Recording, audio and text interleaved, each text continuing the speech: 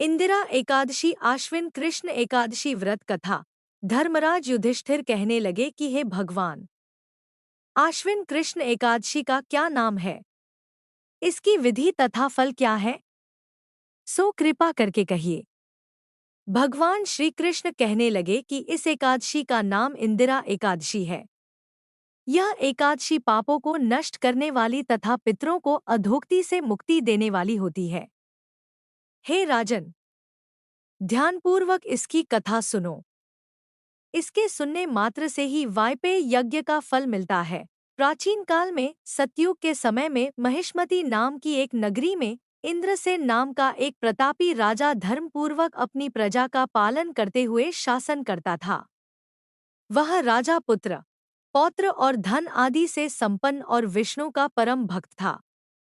एक दिन जब राजा सुखपूर्वक अपनी सभा में बैठा था तो आकाश मार्ग से महर्षि नारद उतरकर उसकी सभा में आए। राजा उन्हें देखते ही हाथ जोड़कर खड़ा हो गया और विधिपूर्वक आसन व अर्घ्य दिया। सुख से बैठकर मुनि ने राजा से पूछा कि हे राजन, आपके सातों अंग कुशल पूर्वक तो हैं? तुम्हारी बुद्धि धर्म में और तुम्हारा मन विष्णु भक्ति में तो रहता है? देवर्षि नारद की ऐसी बातें सुनकर राजा ने कहा, हे महर्षि, आपकी कृपा से मेरे राज्य में सब कुशल है तथा मेरे यहाँ यज्ञ कर्मादि सुकृत हो रहे हैं। आप कृपा करके अपने आगमन का कारण कहिए।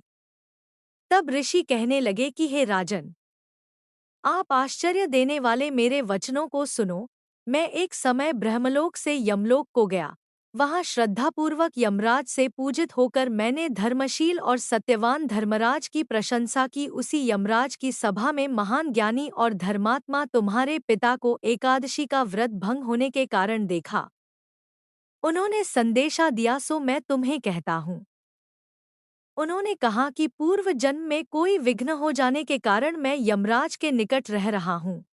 सो हे पुत्र, यदि तुम आश्विन कृष्णा इंदिरा एकादशी का व्रत मेरे निमित्त करो तो मुझे स्वर्ग की प्राप्ति हो सकती है।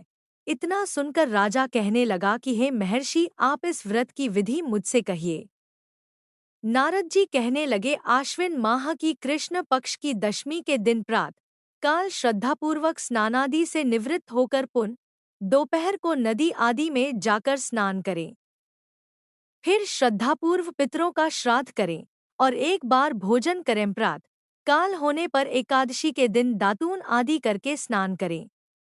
फिर व्रत के नियमों को भक्तिपूर्वक ग्रहण करता हुआ प्रतिज्ञा करें कि मैं आज संपूर्ण भोगों को त्याग कर निराहार एकादशी का व्रत करूंगा। हे अच्युत, हे पुंडरीकाक्ष, मैं आपकी शरण हूँ, आप मेरी रक्षा कीजिए।